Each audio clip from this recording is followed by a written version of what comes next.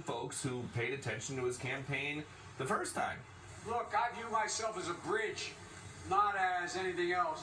There's an entire generation of leaders you saw stand behind me. They are the future of this country. About 3 out of every 4 adults polled by AP don't want President Biden to run again. And among Democrats, he's also underwater. Just 47% want him to run again. And that's, again, his own party. Something the president is doing effectively, though, consolidating the field. He doesn't have any elected Democrats challenging him in the primary at the moment. In fact, one of the Democrats rumored to be considering a challenge over the last year, Illinois Governor J.B. Pritzker, is now all in on Biden-Harris. The Biden-Harris ticket is so important for the future of the nation. Remember that just in 2 years, President Biden has gotten so much done. And that's hard to do in a 50-50 world where you need to get votes maybe on the other side of the aisle. And he's been able to do that. Answers about this at today's White House press briefing were non-existent. The press secretary said the Hatch Act prevented her from answering anything political, and she was not able to tell us who could answer questions about Tuesday's announcement.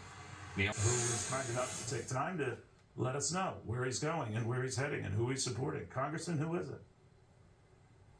Well, I'm announcing that I'll be supporting President Donald J. Trump for president in 2024. I think he gives us the best chance of winning. He had a solid track record as president, and yesterday at the dinner, he laid out a solid plan for the future and where we need to go.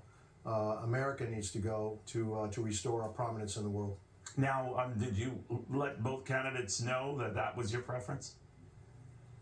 Yes, I did. Before I announced today, obviously the president knows, but also Governor DeSantis knows exactly who I was going to support. And what did the governor have to say to you? Oh, I think the governor understands. Look, I think the governor's done a great job in Florida. There's nothing. It's not against Governor DeSantis. It's for President Trump, and so I'm supporting President Trump. Not that I don't like Governor DeSantis. Again, I think he's doing a great job as the governor of the state of Florida. But I think President Trump is better suited and better prepared to be president of the United States. Better prepared to lead us in the direction that this country needs to go. The fact that so many have gone this way, and the former president is racking up an unusually high number of endorsements, particularly in Florida, of course, that's a message to Governor DeSantis. What do you think that message is? Well, I think the message is that the president is very strong, has a big portion of the base is with the president. And a lot of the lawmakers from the state of Florida, especially congressmen and women, are throwing their weight behind the president. We see the same things. I think yesterday at the dinner, what we saw, what I heard, was what I wanted to hear and what I wanted to see. And so after the dinner, it was evident to me as I went home with my wife and we spoke about it that we need to throw our support behind President Trump. Look, we need to. We can't have another 4 years of President Biden. That would be disastrous. So whoever the nominee from the Republican Party is, I'll throw my full weight behind them. But at this point, my favorite to get the nomination is President Trump. There are many in your party, as you know, Congressman, who are dead set against giving Donald Trump another try. They mentioned the indictment for one thing and maybe potential other indictments to come, which could make him a damaged nominee. Now, obviously, you had a chance to consider that, assess that, and you seem to have dismissed all that.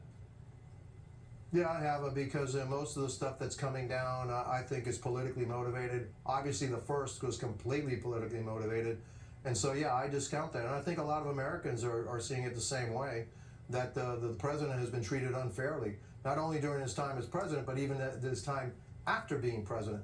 There are things that he's being indicted for, like, President Biden had supposedly classified material that he had when his time as senator, for God's sakes, for years and years.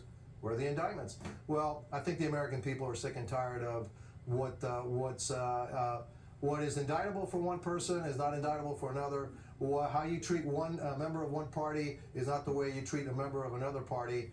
And I think we need to stop that, and I think that President Trump will stop that. So I think he's being treated unfairly, and yeah, I accounted for that.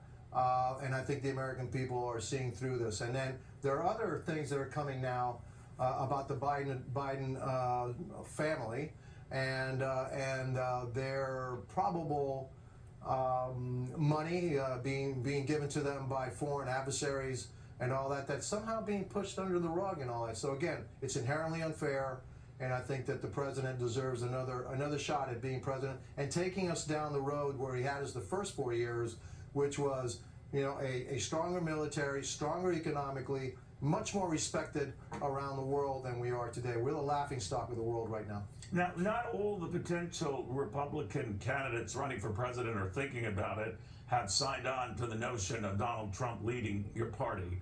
Chris Christie had said that that would be a tough one to swallow. He has said that Donald Trump is the only prominent Republican who would lose to Joe Biden. Others have said that they couldn't sign on to a pledge that calls for him being the nominee and accepting him as the nominee. What do you think of that?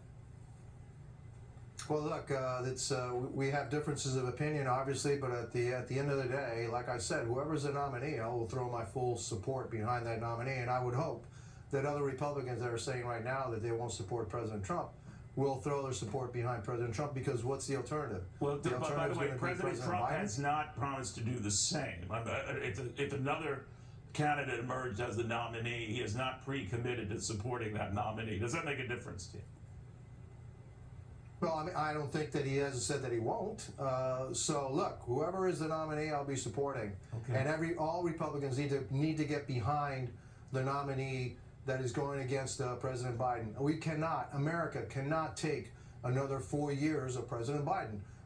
His disastrous policies at the border, economic policy, we're a laughingstock around the world. Heck, China won't even answer his phone call, for God's sakes, all right? And I believe that he's a compromised president. So no, America can't survive that. We all need to rally around whoever is the nominee. But right now, my support is 100% behind Donald Trump. Got it. All right, we'll watch very closely. Congressman, thank you for sharing that with us. Good news for President Trump.